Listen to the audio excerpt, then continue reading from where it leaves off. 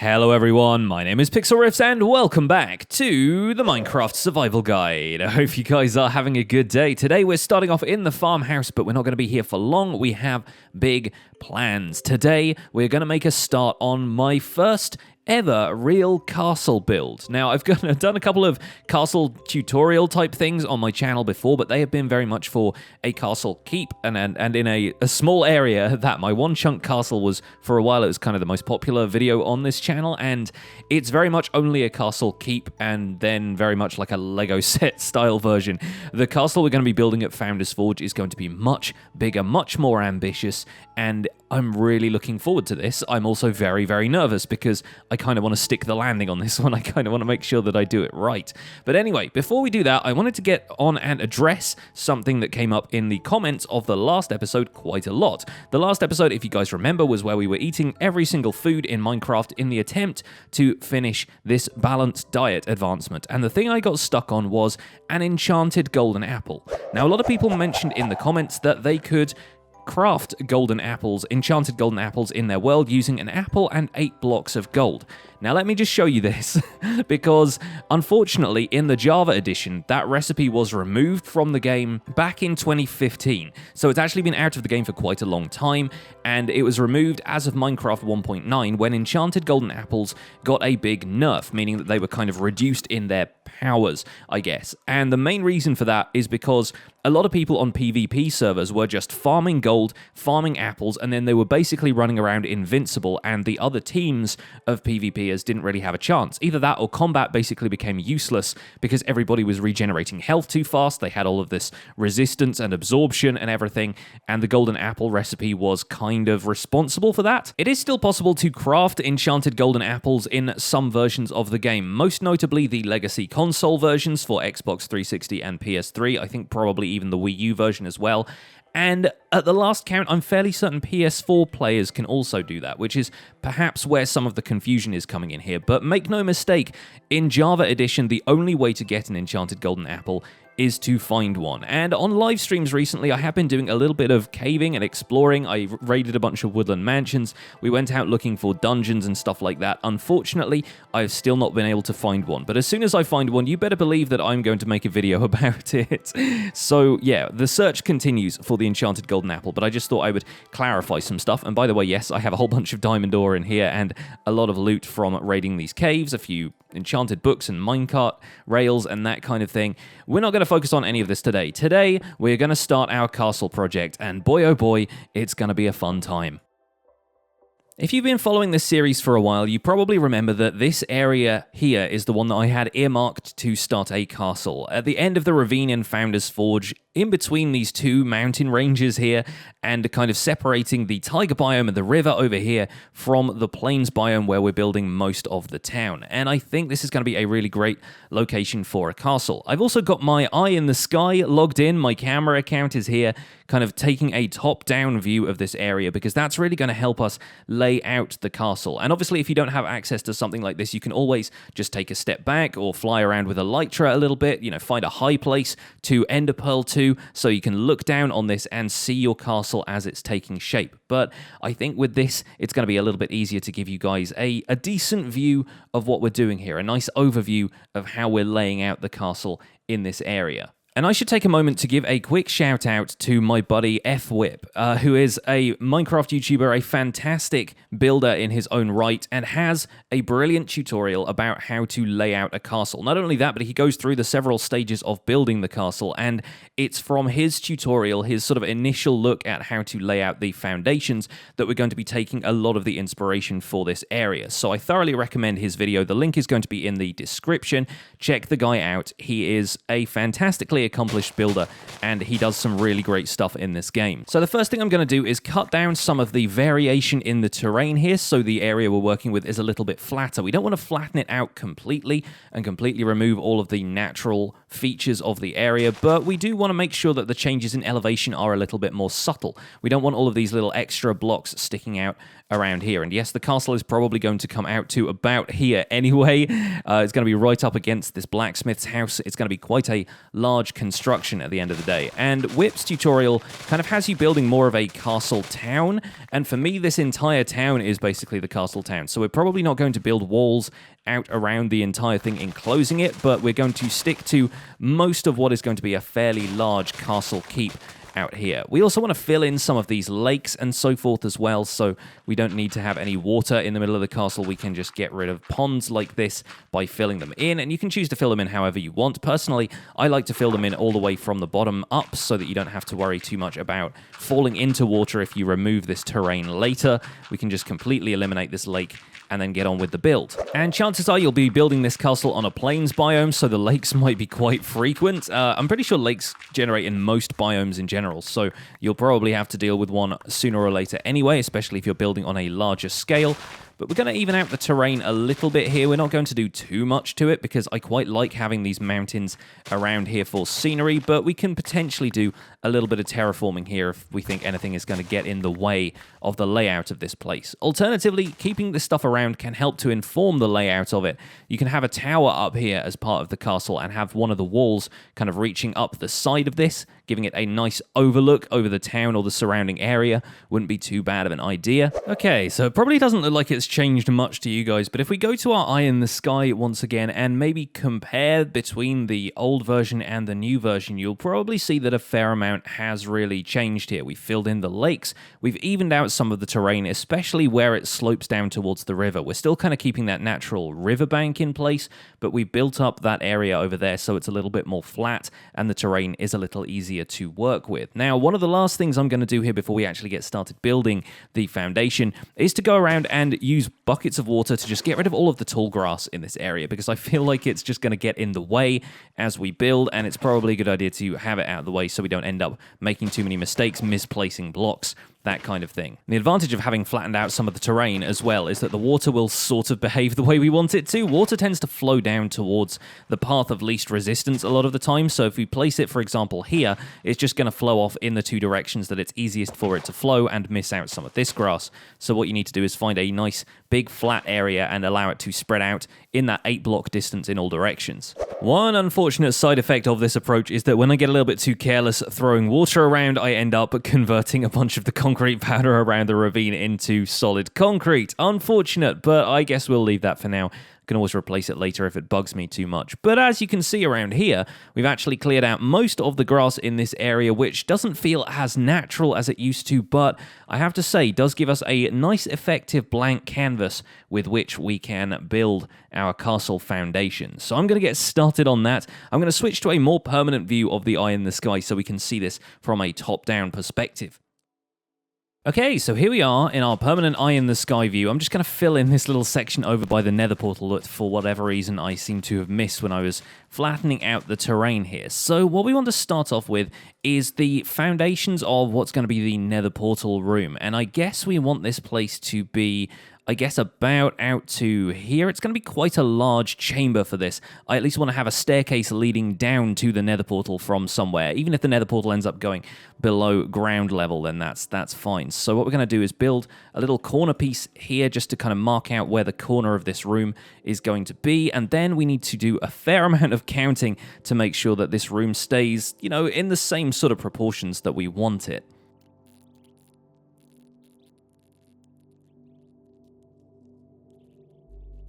Okay, great. So we've got the portal room pretty much centered with the portal towards the back of the room, leaving us space for a nice wide staircase in here. Next thing we're going to do is build out some walls heading out at an angle around the outside here. And these aren't going to be the absolute outer walls of the castle, but it's going to be how we start this off. So we're making angled walls here, and what you really want to do with angled walls is stick to the angle perfectly. So we're going to come out 2 blocks at a time out from here like so, and we're going to stick to having 2 blocks out at a time even when we change elevation here, just so that we can maintain a nice solid angle for this wall. And at a certain point around the outside of these, I want to start adding in some towers. We're probably going to make these a variety of shapes and sizes, so we're going to have some even numbered ones and some odd numbered ones. That's going to fill in there, but then we're going to continue the angle of the wall like so. Going to add another tower here, and what we're actually going to do is turn this section by the riverbank here into a retaining wall. So we're actually going to modify a little bit of this structure around here, but for now we can just fill in a tower sort of shape around here. We're probably going to make this one an even number. This is going to be a nice fortified one, 5 blocks wide, and I think now I'm comfortable with the scale of this wall. We can probably double up on the size of it here. Obviously we're going to be fleshing out the walls even further at this point, but yeah, that's looking pretty solid from here. As we reach this point, we're going to change the angle of the wall so it angles inwards a little bit more, heading for this mountain on the right-hand side of your field of view right now. And that's going to lead up to another castle tower that's going to be at a more defensible, hilly position up here, one of our lookout towers. And at this point, I'm switching to terracotta so I can show you exactly where this path is going to be, because obviously the mountain is made more or less entirely of stone.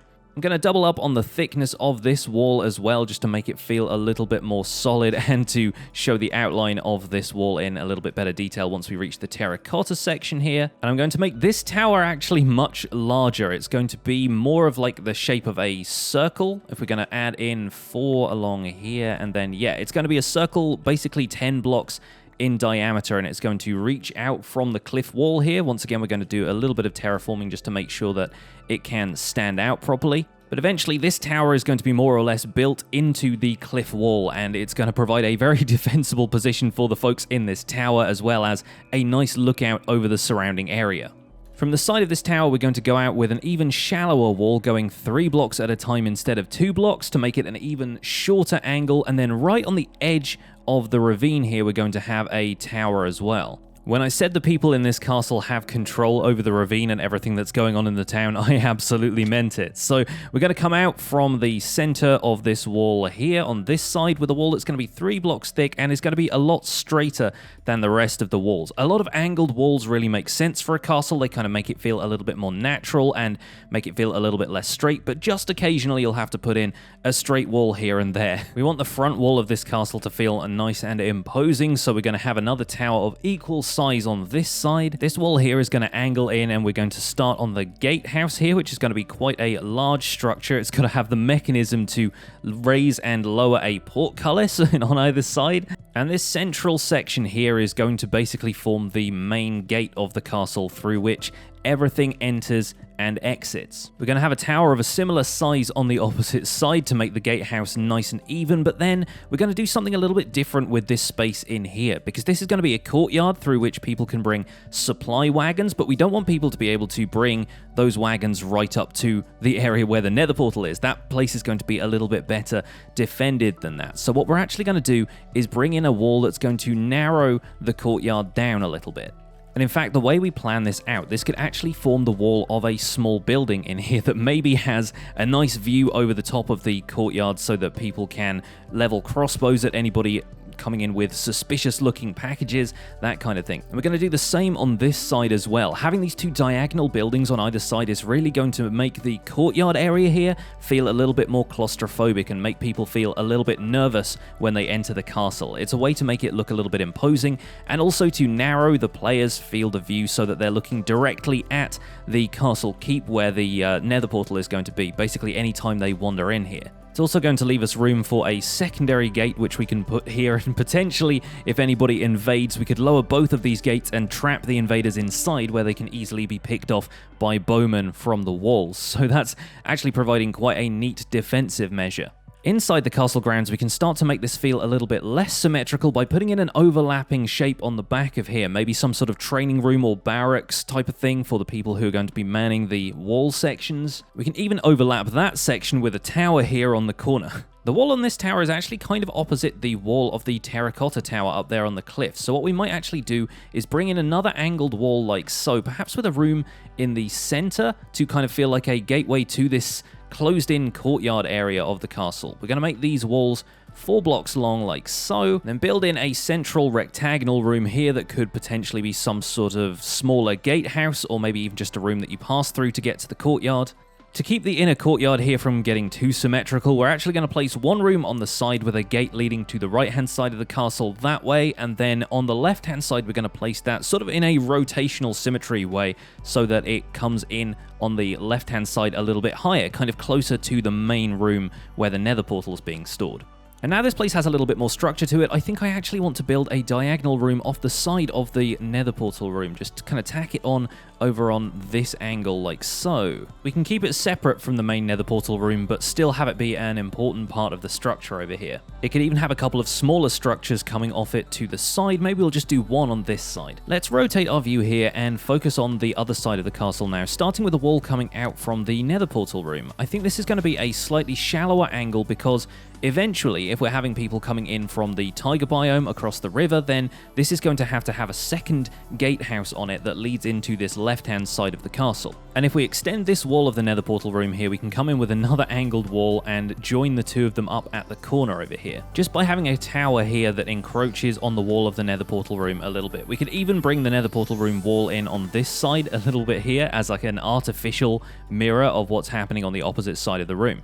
We haven't got many true diagonal walls in this castle so far, but there's probably room for one here, and this section here is going to be sort of like a second gatehouse, but only for travelers who arrive on foot. So we're actually going to bring out a tower here, and then another one on the opposite side. This is going to involve tearing down a little bit more of this mountain than I initially thought, but I think we can make it work. We're going to have another pedestrian-sized gateway here, and then a tower on the opposite side to match this one. Switching back to terracotta for the sake of clarity, we're going to be having another angled wall running alongside the mountain face here. And we can even fill in the terrain back again once the castle is a little bit more built up to make it feel like it is built right up against the mountain side. Gonna have to move some of these horses around though. We're gonna make this side a little bit more structural, have a few more rooms interconnected like this, and this is probably going to be where a lot of the residences in the castle are, where a lot of the people would kind of hang out and sleep and live. So using that same structure of overlapping shapes we've used elsewhere in the castle, we are gonna create a few more boxy rooms over here that kind of have linked walls and stuff that can move between them if we just added in a few interior doors. And so with a few extra additions to the front of the castle here and joining it up to the gatehouse, this mostly completes the castle that I wanted to build. I think we probably need to put a few more fortifying walls around the back section over here behind the room with the nether portal, because this right now feels like the least defensible part of the castle. So I think what we're going to do is maybe bring out another wall out from this tower heading out in this direction to kind of layer up this section here, have a small kind of courtyard area down the back here where people could muster and get some stuff and then come up onto the walls to defend against anybody who might be invading from the taiga out the back here. But I think that's going to be a relatively straightforward thing. We'll add another square stone room to the back here. We'll bring out another set of walls just so this back area of the nether portal feels a little bit better defended. And with the walls of that area complete, this is the castle keep of Founder's Forge. Now, folks, I gotta say I am pretty excited about this project. The scale of it is just kind of immense. The size is perfect for the area. I think it's fit really well in between these two mountains. And even when you look at it from the ground in this kind of foundation form, you can see where things are going to go. You can kind of get a feel for the space, and it helps it feel a little bit more like imposing, I guess, like the castle is really overlooking the town, and once we have towers and walkways and walls and battlements and all that kind of stuff in here, it's going to look fantastic. Obviously, the whole thing is going to be built out of more than just stone and the occasional bit of concrete and terracotta. When we are done, this place is going to look amazing, but for now, we have the foundations in place. And if I switch back to the Eye in the Sky account, you can see quite how eclectic this place looks, and that's perfect for what I want. I really want this thing to look like it is like ancient and has been built upon multiple times. And the idea is that the layout's going to be relatively straightforward for us to use as a player, but in terms of like the lore of this world and the idea that people might want to attack the castle, it's going to feel like it is quite well defended. We've got several gates here between us and the prize at the center, the giant nether portal, and there's going to be all kinds of places where people could defend the castle if they needed to. I love the fact that this bit here kind of narrows down and we could have some crossbowmen up here on the walls watching anybody who comes in through the main gate. Likewise, this back gate here, you have to kind of travel over this hill section over here, which could be a little bit more difficult to traverse. I think people in the residential area over here are going to feel very safe with the mountain at their back, and we've trapped a pig in the tower. That is now Tower Pig for the duration of this world. But I think this has come together really, really well. And I want to thank fWhip again for what a fantastic castle tutorial he has put up on his channel. It's really cool to see the way he puts stuff together and to kind of follow along while making this stuff my own a little bit. And believe me, I have run out of stone, at least for now. I've run out of the stone that was in that shulker box. This has been almost an entire chest's worth of stone to put this thing together, not to mention the terracotta that we put up the sides here and there. But with the sun setting, I think that's probably time to call it a day for this episode of the Minecraft Survival Guide. Folks, I hope you're as excited for this project as I am, because having a castle in this world is going to be kind of like a lifetime goal for me. I've never really built a castle of this size and complexity, and I'm really looking forward to it. Don't forget to hit the like button if you enjoyed this video, subscribe if you want to see more, and I will see you guys soon. Take care. Bye for now.